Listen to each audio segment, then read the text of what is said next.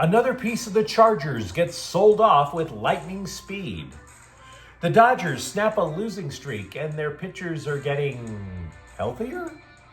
And Jared Verse's rookie year was so dominant, the scribes are now comfortable enough to compare him with Aaron Donald. Good morning.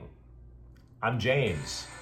And this is your daily dose of sports and snark for the greatest sports city in the world, Los Angeles. This is the Faithful Angelenos Morning Report. It is May 21st, 2025. Welcome back to the Sanctum Sanctorum of LA Sports, where, yes, we have a special guest, my wife's cat, Cock Blocker, blocking me in everything I do, not to mention things with the wife. That's another story for another time. Do you like being in the know about LA sports? Well, if you do, clickety-clack the like button. Clickety-clack the subscribe button.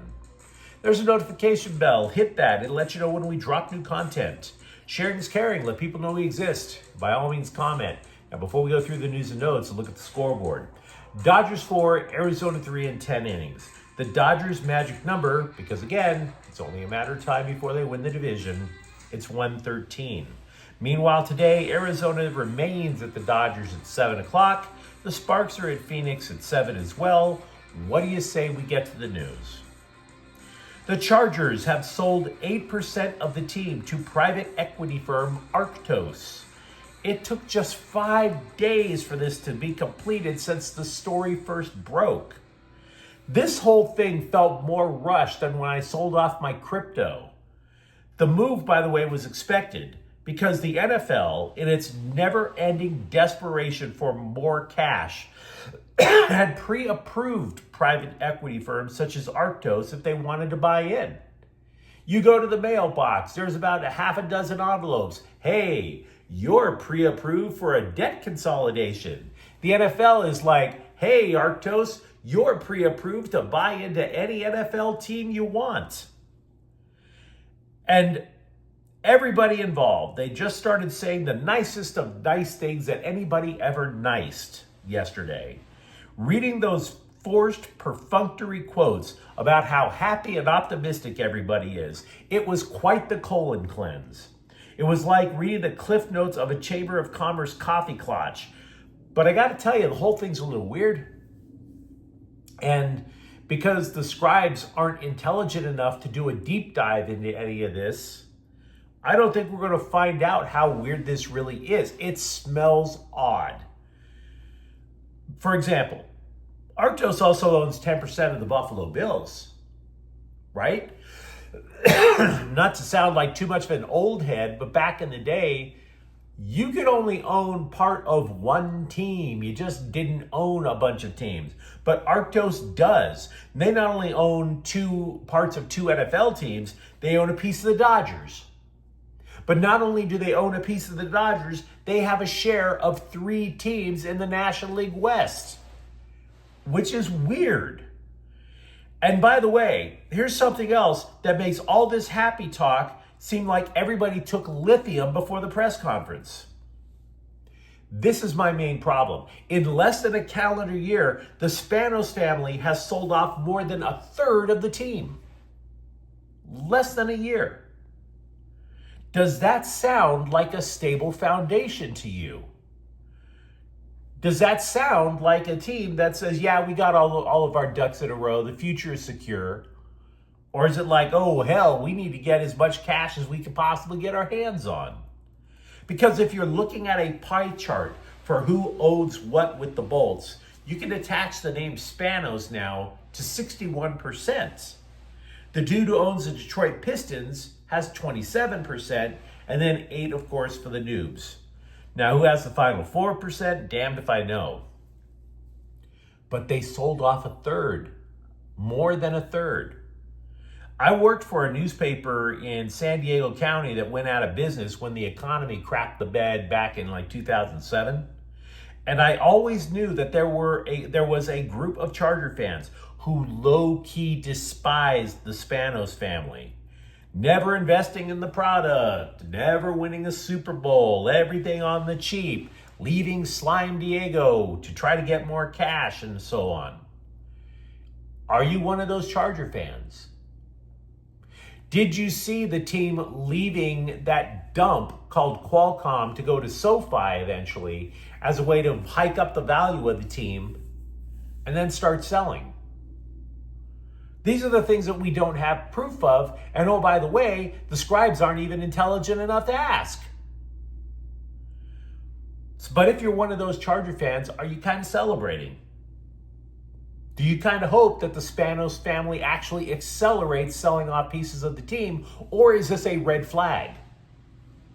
We don't know, because everybody's saying the happy things. Everybody's saying the happy things. What the scribes aren't asking is what this says about the financial health of the Chargers as a whole. You do not sell off your properties if you are flooded with cash. Nobody else is asking the question. I know I'm not going to get an answer, but it has to be asked. Let me know, of course, what you think in the comments thread. Hey there, everybody. The Dodger pitchers are allegedly getting healthier. Yep, somebody just pit the brakes on the conga line of ambulances heading from Chavez Ravine to Cedars-Sinai. For example, for the first time this year, Shohei Ohtani threw breaking pitches and a throwing sesh. For that matter, Tyler Glasnow threw some pitches off of a slope for the first time since going on the injured list last month.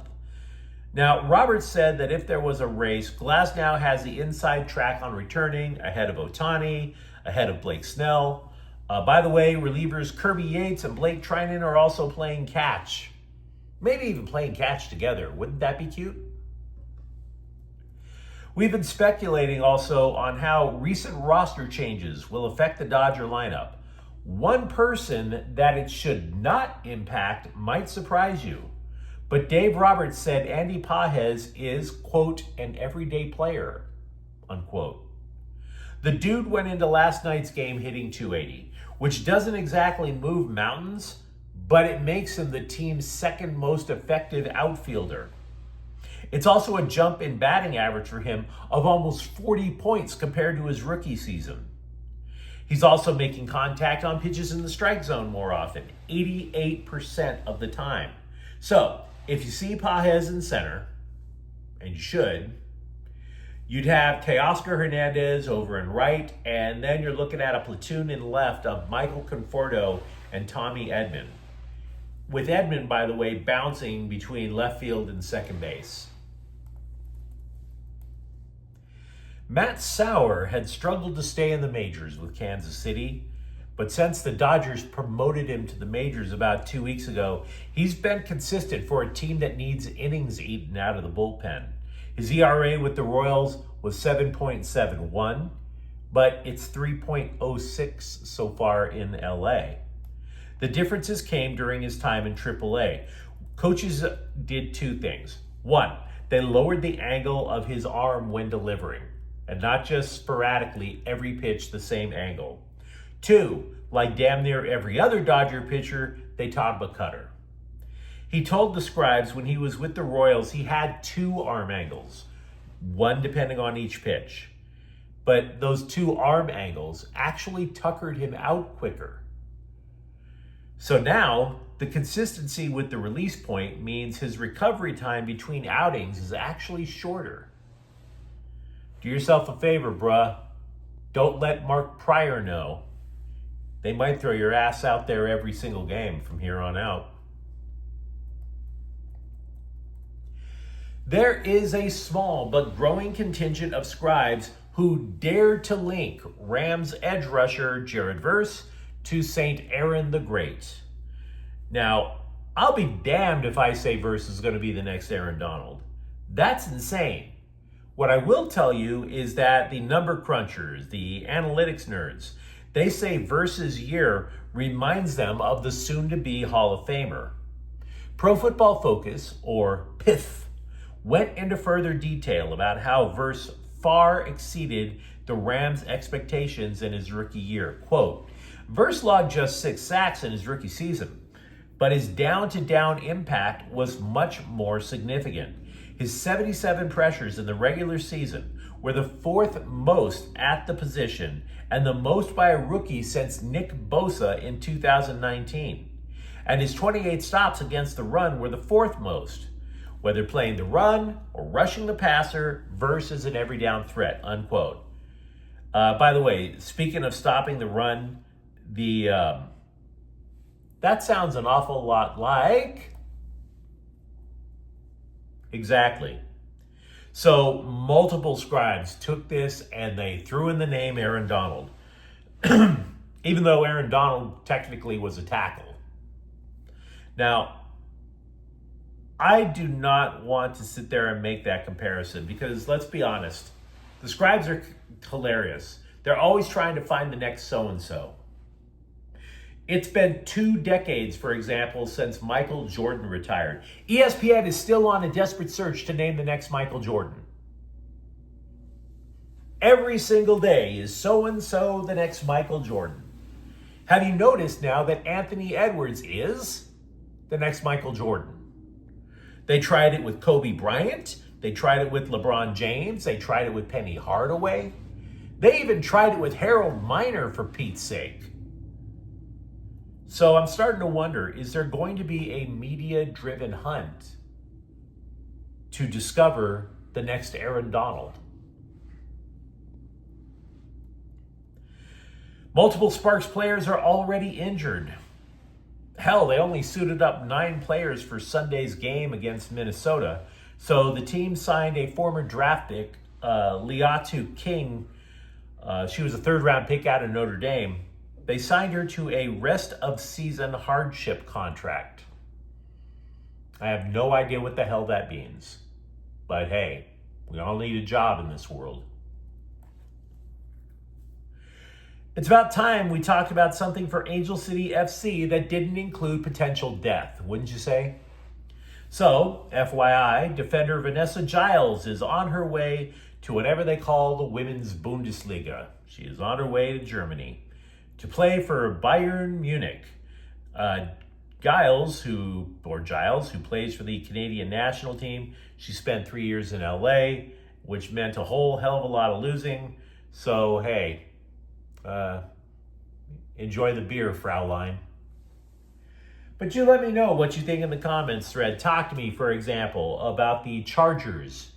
And are they stable? For that matter, how happy are you that Dodger pitchers might actually have their arms reattached? And if you enjoyed the content, don't forget to subscribe to Faithful Angelenos. We are talking LA sports every single day here. Thank you for watching. I'm James, and we'll be back tomorrow. Faithful Angelenos is a Kian Corte El Queso production. Take care.